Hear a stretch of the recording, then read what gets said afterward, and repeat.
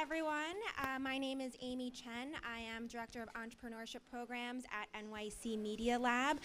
We're based in downtown Brooklyn at NYU's School of Engineering.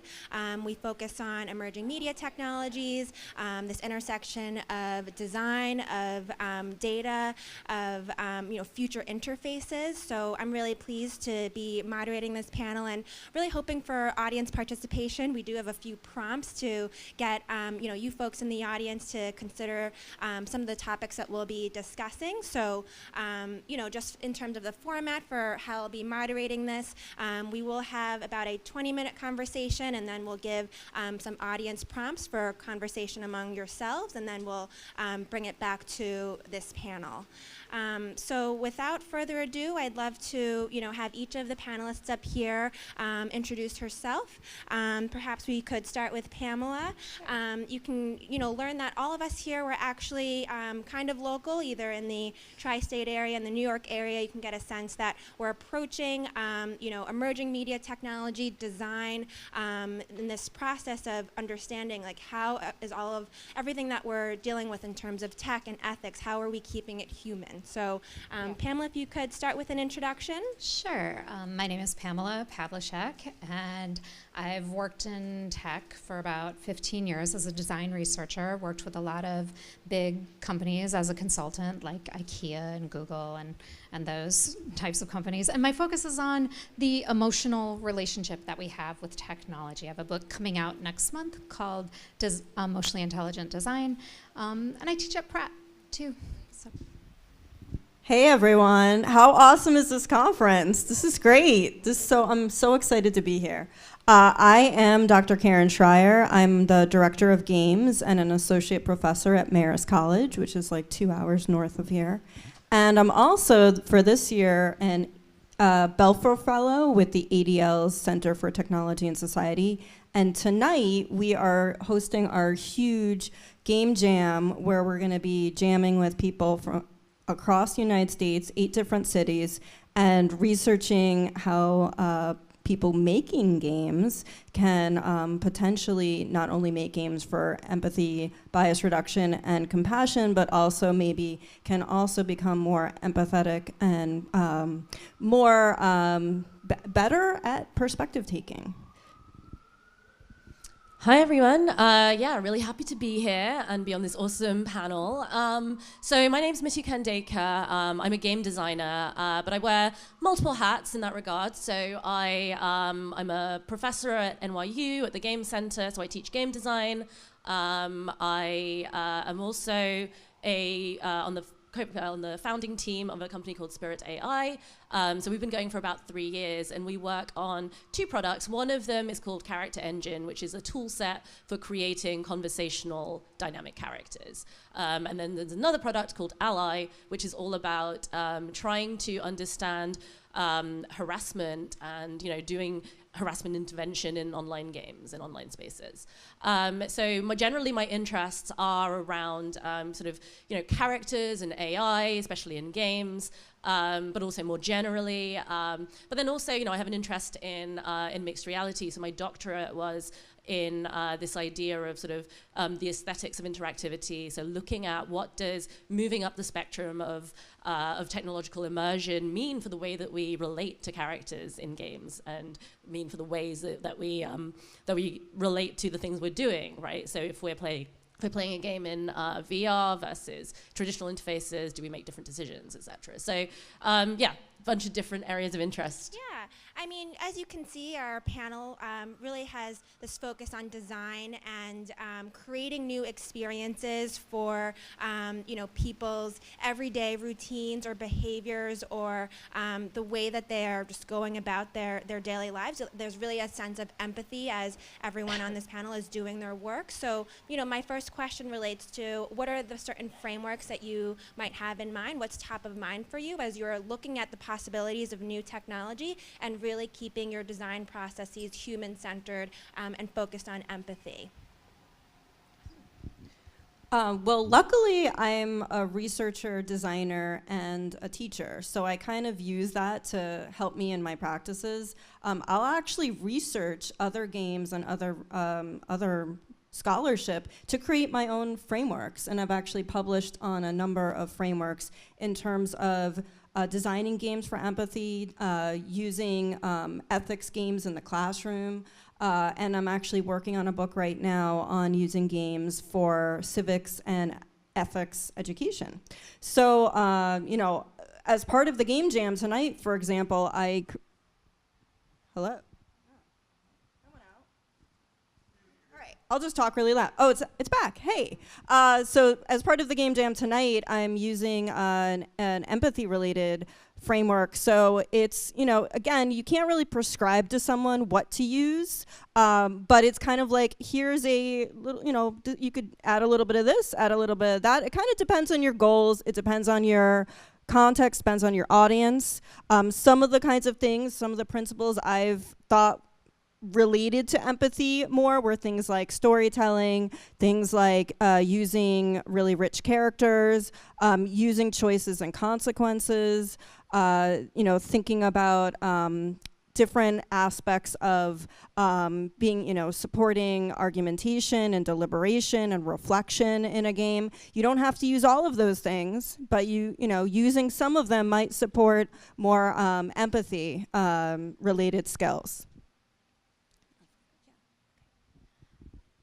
So I think for a framework for human-centered design, I mean, that's something that has evolved over the past decade, where we've put a focus on what makes us human, but we've forgotten some pieces of it. And I think for me, that piece is the emotional aspect of it. And so I think a lot of times in the design community, we think about, say, cognitive empathy, and perspective taking, and we're not putting enough of that emotional empathy into the process as well. And so I think that's where my focus is these days, is trying to bring that back in, because I think it's one thing to shift perspective, but to have behavior like a compassionate rehearsal in a game move forward and change you in real life, you need a little bit of that emotional force behind it. And it's gradual. It doesn't take place all at once, but it's kind of a scaffolding, and our, you know, our imaginary relationships kind of cross over into our real relationships a lot of times. And so I'm looking at those pieces of it. I mean, what are the emotions that you are considering for, you know, your users as you are designing something? You know, designing a game or an experience or an application. What are these emotions that you are imagining, you know, are so human? I think that we need to broaden our framework. So one thing that's been kind of the pattern in design is to focus on one emotion, which is delight, and that's pretty limited in scope, but it's appealing because it's an easy one. I think with Emotion AI coming forward, I'm doing a lot of work in that, and it's focusing on 5 to 7 so-called universal emotions, but that's also really limited too, because it's only what's physically detectable in a social context. So it's the performance of emotion and some physical signals of that. So I almost think that's, I mean, it's better than what we have, but it's still a little too small. I would like us to see, I mean, most of our best experiences in real life, our most memorable ones, our strongest relationships are underpinned by emotional complexity. We have negative emotions, we have positive emotions, we learn more, we build capacity over time with emotions. And so that's really kind of what I'm looking at, not just a particular one or another. I mean, that said, I've been doing kind of emotion hacks where we take an experience and then we sort of reverse hack it for a particular emotion. So let's take an emotion, platform that's fueled by an emotion like Facebook and anger. And what if we hacked it and chose a different emotion as the frame, like gratitude, perhaps, or wonder, or something like that. So, pardon? Oh, yeah. So taking an experience that's fueled by one emotion primarily, and then replacing that with something else, and imagining what that would look like. So taking, sort of, putting emotion back into design thinking methods in a way. Me too. I'm curious if you could share, what are emotions that are top of mind as you are trying to design new experiences? Yeah, I mean, so broadly, and so to go back to the question of, some of the ways that I'm approaching the work I do. So, I'm very much interested in just making, video games a more inclusive space in general. And I'm coming at that from several factors. Firstly, I mean, there's the obvious stuff with the anti-harassment work that I've been doing at Spirit with, Ally and, using using AI to detect, non-consensual interactions, basically. Like that's kind of what it's all about. But then also in terms of designing games and producing work, I'm really interested in this idea of games which are about characters and are about people. And so, I broadly call that like social simulation games or like people games.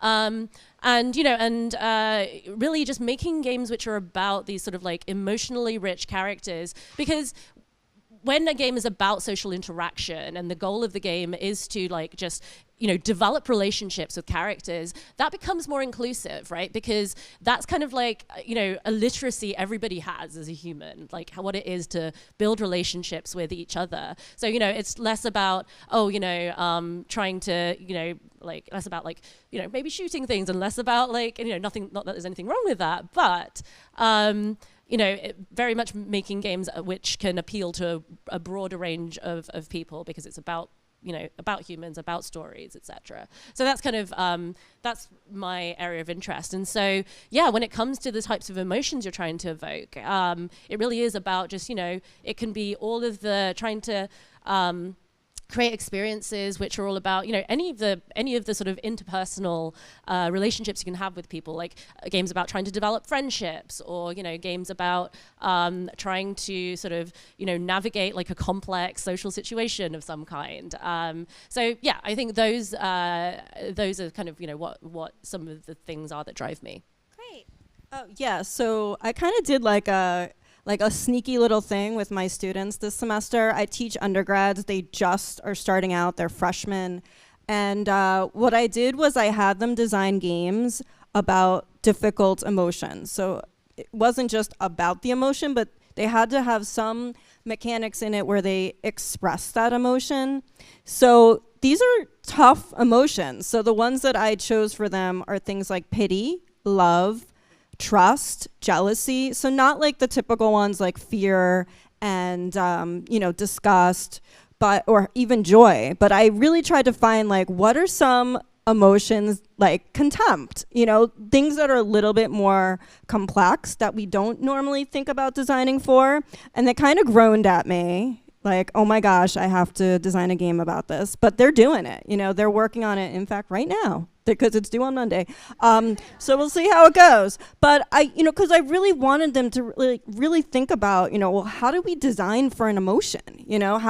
Especially one that maybe we don't really even accept that we have, and to kind of have the player have that.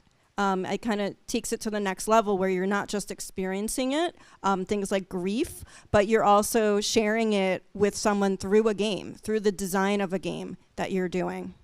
And I'm curious, how do you help to prompt or begin the prototyping process for these emotions that are so complex and actually include multiple people besides the one who is, the main character, or, is really including a web of stories within the full experience? So that's something I would love for you to share frameworks around. How do you begin prototyping for something that could seem like a foreign task for these types of emotions? Well, the way I did it was super sneaky in my class. So I had them basically work in groups to talk about games that struggle or also successfully and effectively share these kinds of emotions. So I tasked them, each group, with a different emotion. So someone got pity, another group got jealousy, another group got love, and they kind of wrote out and discussed, well, what are the elements of these games that might support that, and what are the elements that aren't, doing so well. And they also cited some games that are doing it well. And then I said, okay, and now I want you to start prototyping a game that does that. And so we, like we always do, we took out the dice and we took out the paper and we took out, Low fidelity prototyping. I mean, really, I mean, it's just like paper prototypes. And as you know, as quickly as they get a concept in their heads, they put it on paper, they start making it, and they play it. You know, they play test it with each other, and the other people really need to talk, you know, to them about, well, what kinds of emotions am I feeling? Am I actually meeting the goals that I'm setting out to meet? So a couple of thoughts around that. And yeah, with my students, I definitely take a very similar approach. It is very much, you know, game design is very much iterative, right? It's really about like to make something, play test it, make changes, etc. But also in terms of specific frameworks that you all might be interested in, one very classic, famous one in game design that is often used is the Mda Framework. Has anyone heard of that?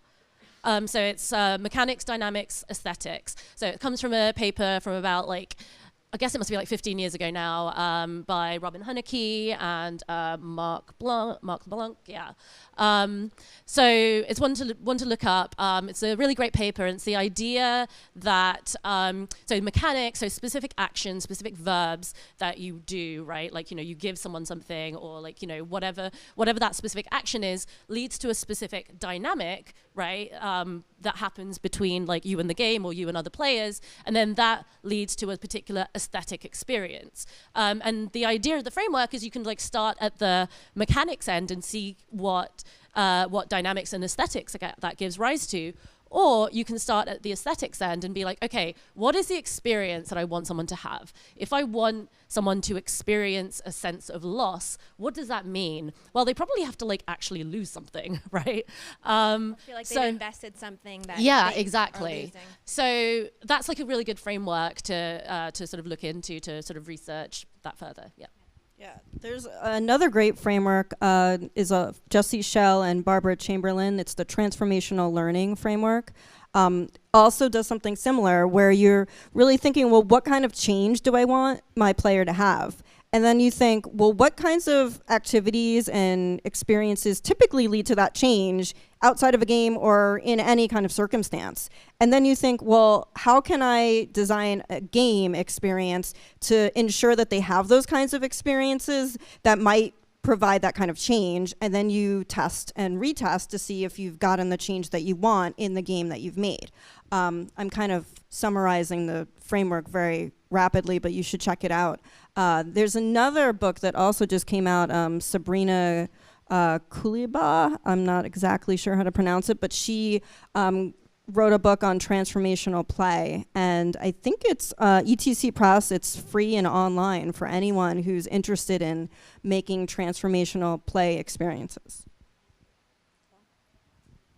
So I'm curious, you know, after you've begun the prototyping process with your students, then going into play testing, how do you advise your students on how to actually observe how play testing is happening? How do you then have that inform the next play test? Because as we keep on saying, it's an iterative process. What are best practices, especially as you bring real users into the mix of the you know, development process? How do you keep everything aligned on these emotions and these goals that you have for creating these games?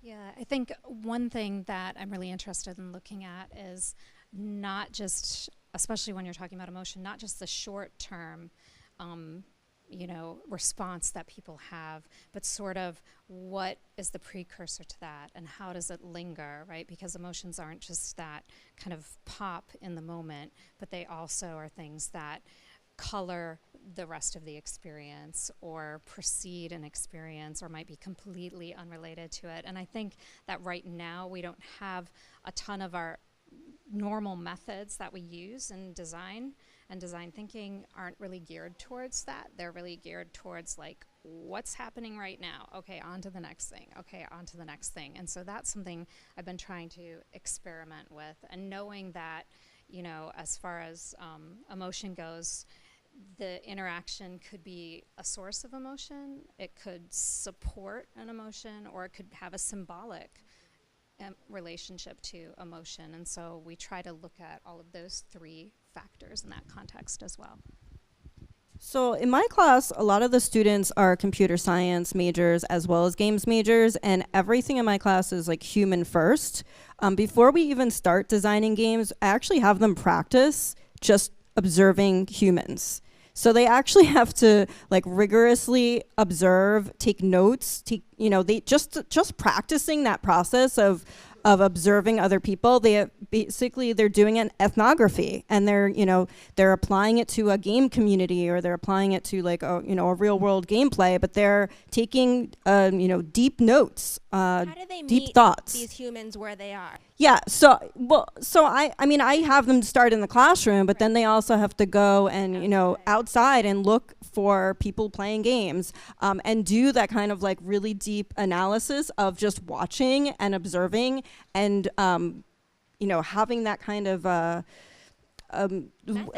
like a mindful way of observing that, where they're not kind of inserting themselves into it, but they're really kind of like taking a step back and seeing what they're seeing, and then being able to synthesize that into different themes. So that's even before we start playtesting. So they've already had that kind of like rigorous practice, and then we start actually making games, and then they have to go through the same process with their own games. And it's really hard because this is like their baby, and they don't want anyone criticizing it, and they have a trouble, stepping back from it. So we're always constantly accepting that tension, and also reflecting on that tension, and really trying to be open to what they see, and really seeing things mindfully. Yeah, I don't have much to add to that. I think that's a really good summary of like how the game design process works. Except I'm always like, take notes. No, write those notes down. No, don't write them on your phone. Get some paper out, write them down. It's like back in the day when there were paper. I actually put a piece of paper in front of each of them and say, you have to write. Yeah, you have to write it down. Yeah. So now I'm curious, as you consider, open source AI tools or off-the-shelf tools that you can insert into the games that you have, or these iterations that you have, how are you designing, these characters or your experiences with AI or with other emerging media technologies that can, learn from the behavior of the users, that can perhaps bring this world to another level, but encouraging experimentation of these tools as they are becoming so available, but also helping the community understand, how can we be ethical as we are designing with technology that is so new. I think Flying Mollusk is a really great example of this. So they have one game called Nevermind that is kind of a biofeedback training game. So they've included emotion, artificial intelligence into the game through wearables, through facial coding, so kind of multiple inputs on emotion.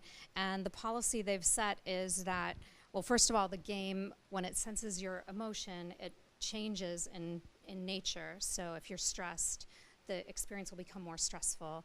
If you're calm, it will become calmer to help you kind of build that emotional capacity and emotional awareness. But also they've made the point of saying, we're not keeping any of this data. We're not keeping it, we're not reporting it back to our partners like Affectiva that does their facial coding, so they're not going to be using it.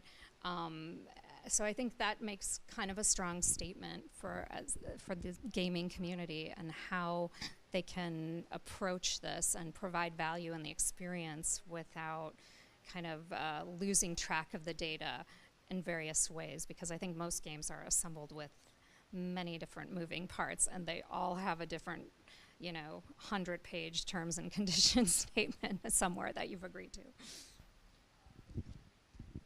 So one specific example, so I mentioned a company I co-founded, Spirit AI. We have these tools to make called Character Engine, which is basically an authoring tool, an SDK for being able to create these dynamic conversational characters. So it can be either like a character in a traditional game, it can be a character which has like, it could be like an AR character that you keep like revisiting. So it kind of plugs into any type of front end.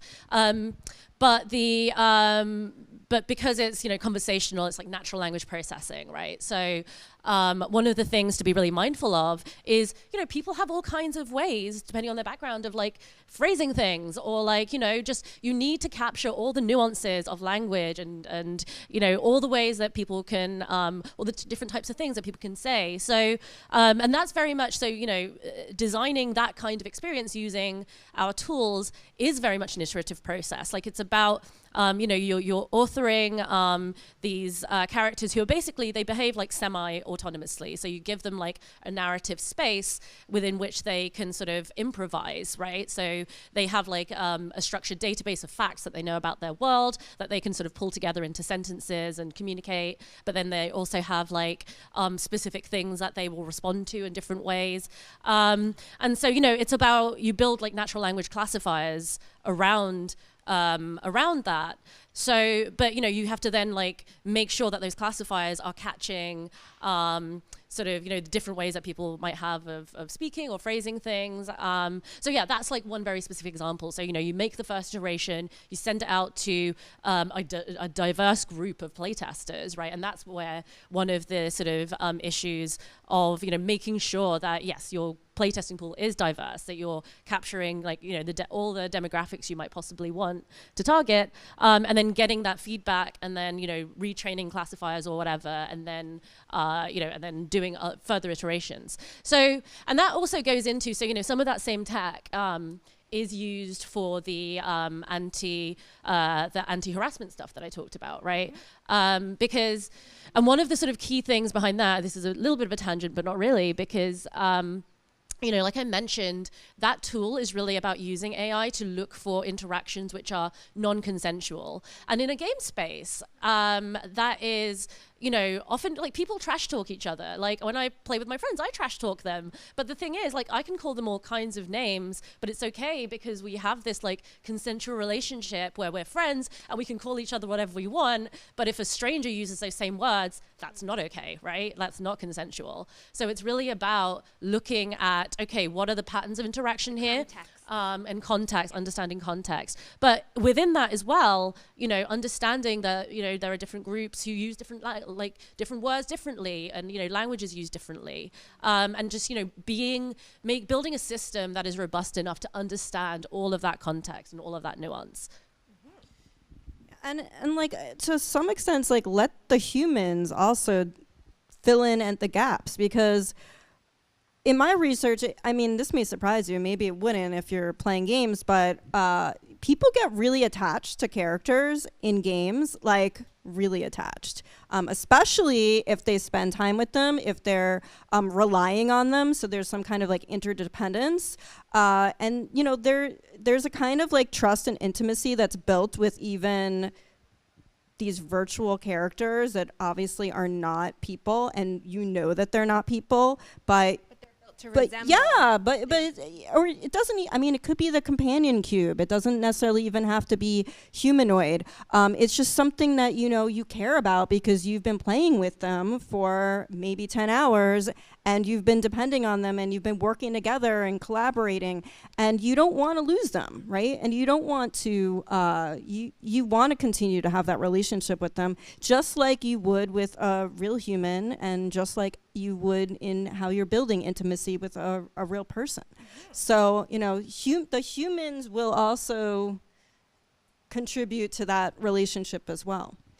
Yeah, I think I would just add to that. I think that moving forward, that kind of model for design of anything, an experience, is probably where we should be looking. So instead of looking at user experience, we should be looking at human relationships and how those relationships build over time. So you start with awareness, and then you gradually build trust, and you set boundaries, and you change maybe over time, and you create room for change and room for that dynamic kind of imagination in the relationship, whether it's with a character or, I mean, we've all had that where you've read a novel and like you cannot do anything else for a while. You can't read anything else. Or, oh my God, after you've binge watched Lost, it's like, that's it, my family has died now. My life is over because I've invested in these characters. And yeah, it dissipates over time, but it still has an effect longer term. And so to say that, well, that's bad or that's not, that's a false kind of relationship, think it's a little too narrow to think about. So this kind of brings us to the prompt that we would like you as the audience to consider when we are understanding these technologies of AI, of natural language processing, and how they relate to the game design process. What are these real relationships that we'll have with fake or generated characters that are supposed to be so, real for us to interact with, for us to maybe even develop trust with? So, this is something that we wanted to, prompt a discussion about. We could move to additional questions from the audience after this, but we thought we would give, everyone in the audience some time to consider this future where, as, these future game designers in these classes that our panelists are teaching, that these people who are participating in these game jams, they're building, this next generation of experiences with these types of characters that are supposed to resemble, something that we really can have real relationships with. So, we wanted to set that as the prompt if anybody would like to add. Yeah, I think so. Maybe the question to ask your neighbor is, do you already have a real relationship with a fake person? And if so, what's that like? What's the, what part of that resonates with you and has an appeal or builds you up? And what part of that makes you uncomfortable? Exactly. And makes you feel kind of icky or afraid, yeah. And an additional, so this is almost like a part two of the part thing that Amy said. One of the questions that fascinates me is, because we're seeing like the idea of richer characters in games come about at the same time as the rise of digital assistants, right? And so we're getting this sort of this parallel movement almost, right, where we're used to the idea of digital assistants in our everyday lives. What would it mean for a character who we have a relationship with in a game to also be like in our real lives in some way, right? Like, do we have, because, as we can think of the relationship we have with games as being like playful, it's like framed in a certain way and it's enclosed, but also not really sometimes. So what does it mean if they are also just like appearing in AR in our everyday lives and we can ask them to do things for us? All right, so perhaps we'll give the audience about 5-10 minutes to just consider this with your neighbor. We could perhaps go around to certain groups to help prompt the discussion further, but then we thought after 5 or 10 minutes we'll regroup as the panel and really hear from certain experiences that you've maybe thought through to help just prompt some discussion among everyone here. Even just up here, we wanted to raise, what's inherently human for, what we might be designing for in this future. And some of the topics that came up relate to this human curiosity for our origins, or, what's provenance if you are using like new technologies for these characters that you might be developing. And, another one, I'm trying to think of the other topic that we considered. Oh, the systems, yeah. Yeah, the system, the bias. Yeah, so I said that something that is inherently human is like systems of biases, right? Is something that originates with humans, but then like we use that, like leak out into all of the systems that we create, whether they're sort of technological systems or like social systems. So, we'd love to hear from the audience. This conference is very much helping to make connections among, who's in the room. So if you met someone new, you had a new conversation, we'd love to hear how did that relate to what we are discussing today on our panel. If anybody would like to volunteer, we'll start here with Linda. And continuing to use your data to put it into who knows what. Yeah. All right, E? Yeah, I guess that's what I was implying by looking at longer term. So what you can do is diary studies is one way that I've approached that, where people document over time what's happening and the impact of that. And I think a lot of times with emotion, we can't ask directly. We have to do indirect. So I've experimented with different ways of, having people document their days, splitting it into like modes, or talking about, how it comes up in conversations, or that kind, or even producing like videos or images of that. But I think that's one method that works kind of longer term and indirectly. Also, participatory kinds of research, so not just observational, but actually having people kind of, I don't know, for lack of a better word, game with you in a way. I think that's something that researchers are playing around with right now. I know I am, and it kind of bends that participant observer line of things a little bit, but research is just as messy as humans are, so we need to have some of that in there.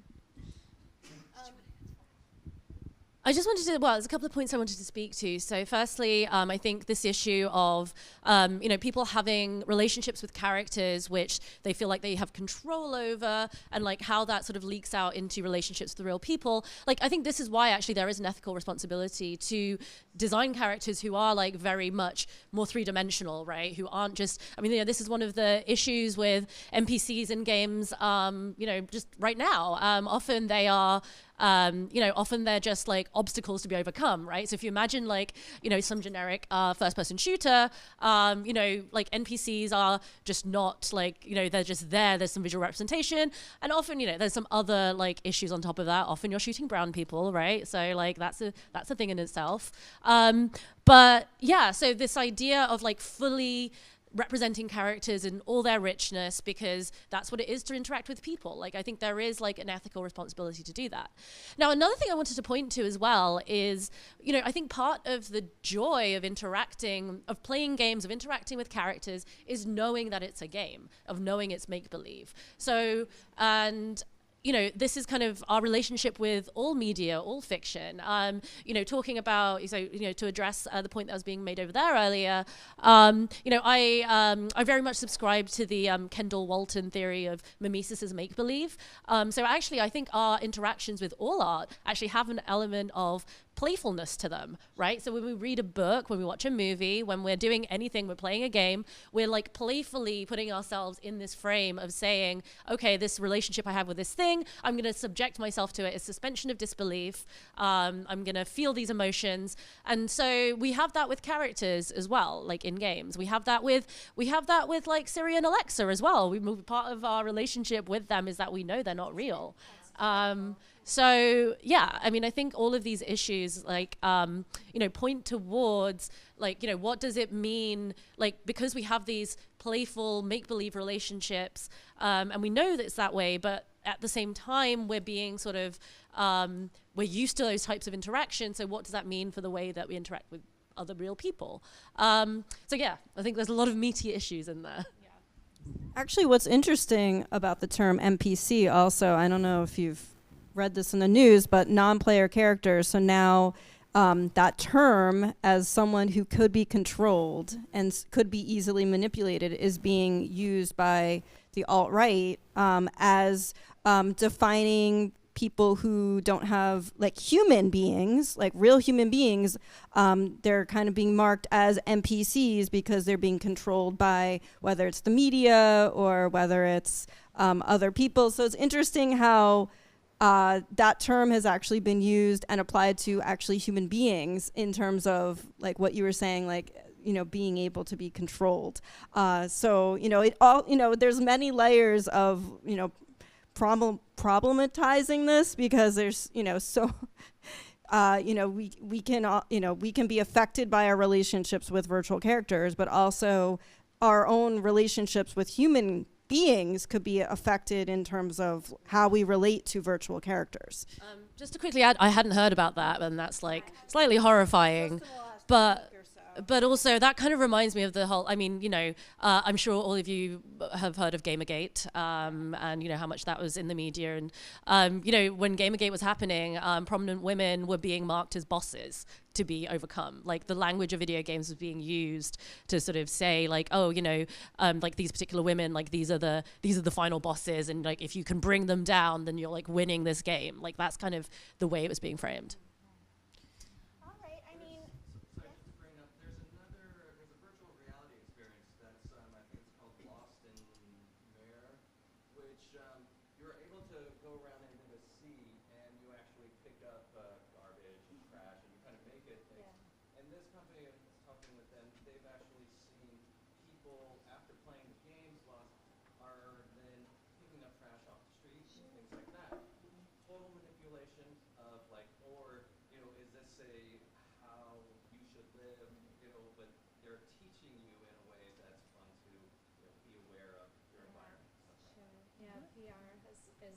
Being used to a lot of really interesting ends, and as far as that goes, for empathy and building over behaviors that hopefully kind of leak over into real life, thinking about those good behaviors. Yeah, I mean, but then again, on the other hand, it's like school teaches you behaviors, right? I mean, the workplace teaches you behaviors. Like, it's not the VR or a game's fault, right? It's not like it's just how it's humans, right? It's us. So I just want to make sure that what's the name of it's human technology, right? We're building it, we're designing it. We could design it for good, we could design it for less desirable outcomes. I mean, I also don't think that tech is special, right? Like, it's another design system. It doesn't, like, it's not like this is tech and this is not tech. Like, these are all just things that humans have built that we're talking about, right? And media is the same, like movies. Like, movies do train us, right? I'm not saying, like, oh, yeah, movies lead to violence or what. I'm not saying that. What I'm saying is, like, we've had for so long a proliferation of movies which have not represented women, for example, in the best way. And that, and it's really about, the way that teaches you about representation. Like little girls growing up seeing like what they can and can't be. Like that is just all part of like the human output we have to the world and the way that kind of affects each other, right? I do want to say this is pretty much the conclusion of our panel, just what we have time for. But really, I would like to ask each of our panelists just this final question of how can someone in the audience connect with work that you're doing, and continue to have these conversations, whether it's here in the city or online. I know maybe you can share how can someone find you on social media or where else. It's really, we had this panel here to have a conversation, open up, these specific discussions around ethics and game design and this playful process for interaction. So if you could just, conclude, how can someone here follow along on the work that you're doing, the classes that you're teaching, and how you are really building this community? Great. Well, if you type in Pamela, P-A-V, in Google, you'll probably get me, because you probably won't be able to spell my name beyond that. So that's one way. And connect with me on LinkedIn or Twitter. It's Pam in the Lab. I have a book coming out, Emotionally Intelligent Design, next month. That's another way. But I would love to chat. I'm always open for a few minutes of a Zoom or a Skype chat. Thanks. Hi, I'm always looking for partners, for designers, for makers, for researchers that we could work on grants, projects, games with. I'm really open. You could find me Dr. Gamer Mom. So it's Dr. Gamer Mom. I just kind of smushed all my interests together. And that's my Twitter handle. And I'm writing a book on using games for ethics and civics. So I'm always looking for case studies, best practices, people to interview, examples to put in the book. I'm also writing another one on using games for empathy. So chat with me. I definitely want to work with you. I want to collaborate with all of you. So Yeah, same goes for me. I'd be super happy to talk to anyone here. You can reach out to me. You can email me. You can look me up just online, Mituk on Twitter. You can find me on LinkedIn, et cetera, and yeah, I'd be super happy to talk to anyone under any of my various hats. You should look up the work we're doing at Spirit AI. But yeah, so super happy to be here. All right, thank you, everyone. Thank you.